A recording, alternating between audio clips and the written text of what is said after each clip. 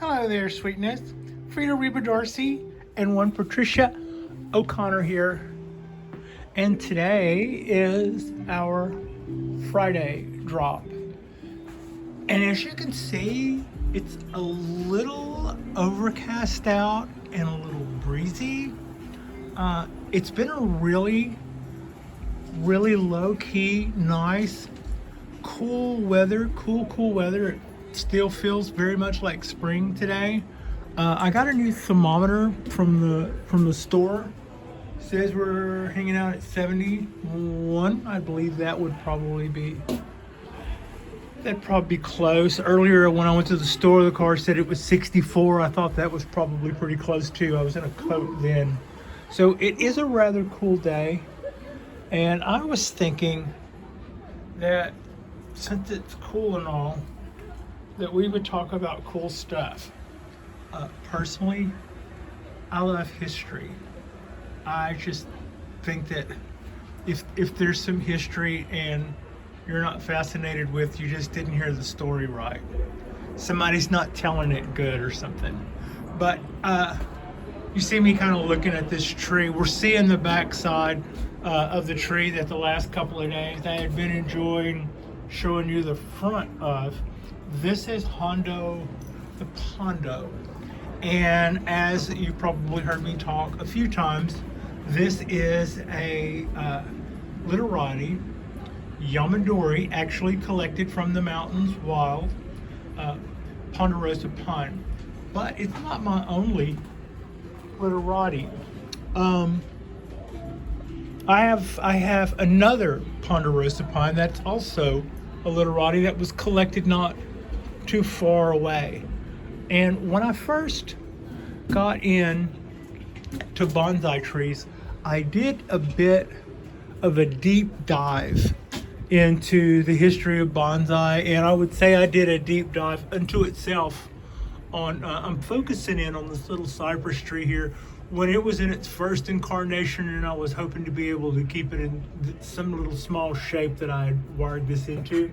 I wanted this tree to be a literati, and it quickly outgrew those proportions because I had a lot to learn about how to do that, and that wasn't going to happen the way I was going about it. But anyway, so at some point, my little cypress tree here, little spoon, would have been an example of my interpretation of literati. What is literati? I did a deep dive into that as well, just the whole notion of literati. I mean, if you look at this tree, there are some things about it that sort of say literati. Well, you tell us what those things are. Well, for one thing, there's not a lot of branching down low. Also, you're supposed to be like, there's something like 3 basic trunk moves. You know, it doesn't have to be the S or something like that.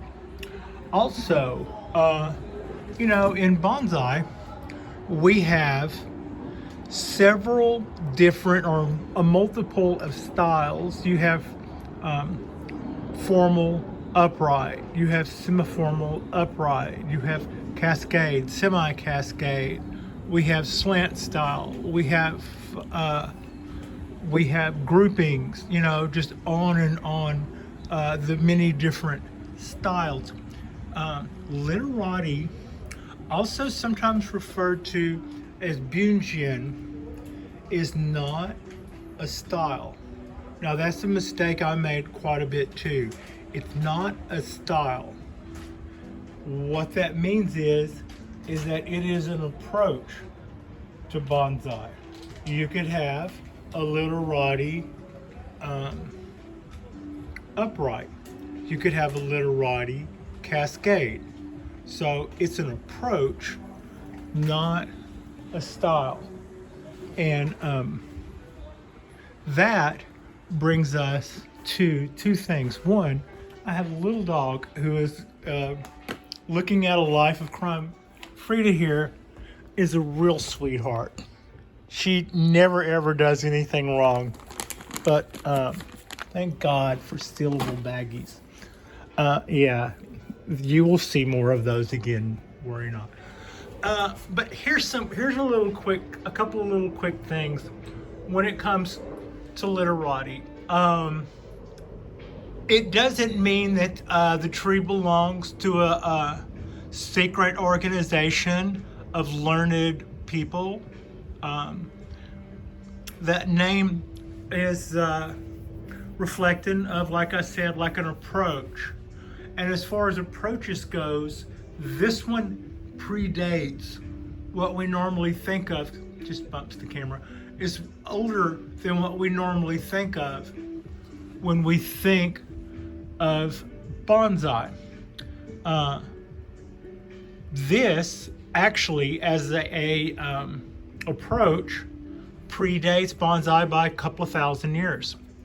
Originally done in China, I think the way the story goes is a group of monks decided that it would be very rewarding if they went off into the local countryside and collected trees and put them in planters and brought them back to the group to discuss them. That's how all this started. Almost like flash forward to credit cards and people packing trees in trucks and driving. But anyway, that's how all this got started in China, not Japan, centuries and centuries ago. So at that time, China was a very was even more so than now a very closed off place, even to the countries that border them and were their neighbors. A long history of that type of isolationism and or the need for that type of isolationism. So that's kind of what they had going on. And when they did open themselves up to the outside world, some diplomats and some merchants from Japan came over and saw the little trees, the literati and Bujin trees that have been collected in the little pots, and they were just probably blown away by it. I don't think in the literature I saw they used the word blown away, but I know whenever I first came across these, that would best describe what those guys did next. Even though their trip to Japan was a little bit different than it would be now. You hang out at an airport for half as long as it would take you to fly your destination. It wasn't like that. At that time, those guys would have been taking quite a time to make that nautical trip. Now, what they called literati or bujin in China centuries ago doesn't necessarily reflect the same approach that we see when we look at literati or bujin trees today. That was their word for bonsai. So at that time, literati would not have meant this whimsical, almost less formal approach to bonsai that it does today. That was just their word for bonsai. So what they were calling literati would probably look very much like what China is doing today in the way of bonsai. It wouldn't have reflected what that word is affiliated with now. There is a story that says that as these trees made their way from China to Japan on a very slow boat, that with amateurs who were not long to bonsai, that some of those trees may have suffered dieback in the trip, so that when they introduced the people of Japan to these literati trees, they may have seen them with no lower branches, giving credence to this style being associated with literati. There are no lower branches on a lot of literati trees, but we're going to call that an urban legend. I do not know if that aspect of the story is spot on or if that's just, I have not had that substantiated. Kind of when I was doing a deep dive on literati, one of the programs that I saw that came out of Japan had mentioned that.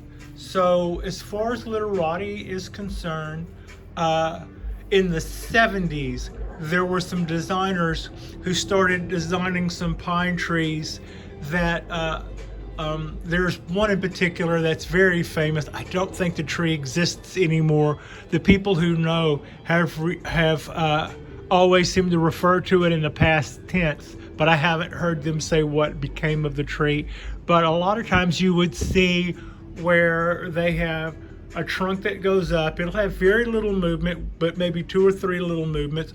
Most of the branching will be towards the top of the tree and not scattered out through it. The trees might be taller, a little more long, and a lot of times the branches are wired and then pulled down, sometimes fairly harsh. Sometimes the branches will very much mimic the shape of the trunk and then kick up on the ends.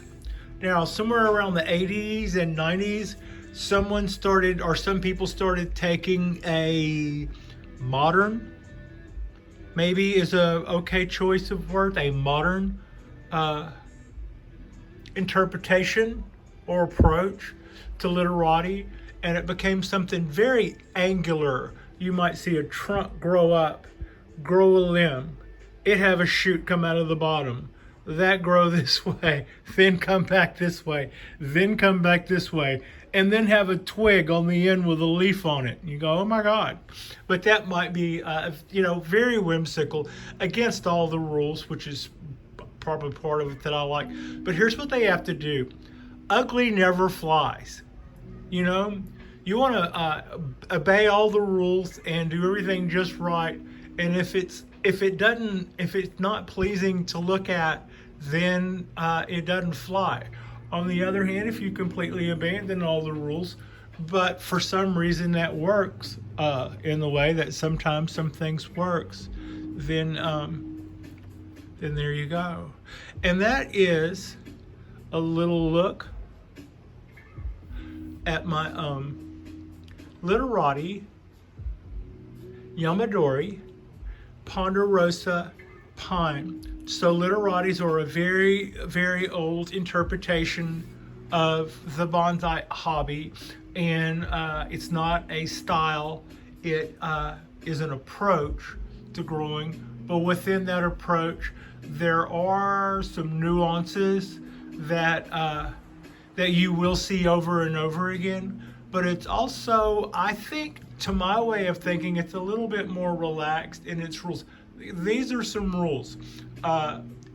If you can make not obeying them work for your literati, then you can do that.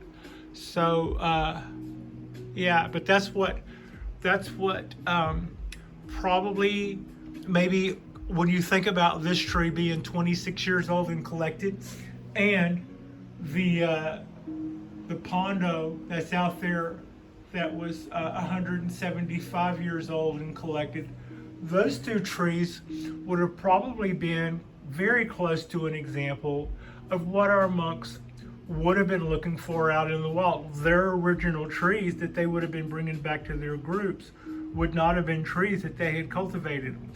That hadn't happened yet. The original thing was to go out in the wild and collect and put them in pots and bring them back to the group and talk about them.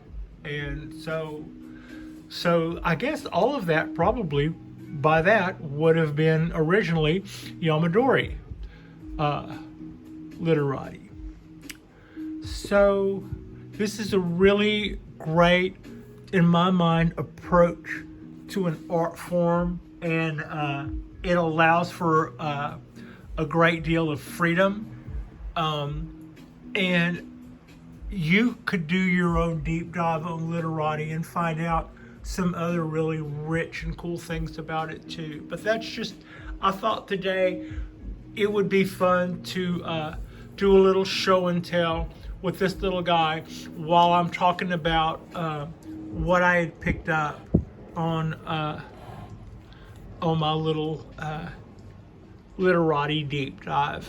So yeah, our next drop is going to be our Saturday and Sunday drop. It'll be a two-parter, and that will be where we're going to work on our cuttings for our propagations, and I'm really looking forward to that. I've kind of been getting my space ready. I think tomorrow we will likely start in the kitchen with the tub and the big bag of stuff, and I'm a little concerned about how I'm going to control the rest of that perlite. That's the biggest pillow sack of perlite. Yeah. While I was away at work, the ones that I had ordered came and went and left me only a lifetime supply bag of perlite, but a cheap price. So I'm kind of wondering, once I open that, am I going to have to do something to make sure that I don't end up with perlite in my Rice Krispies? So yeah.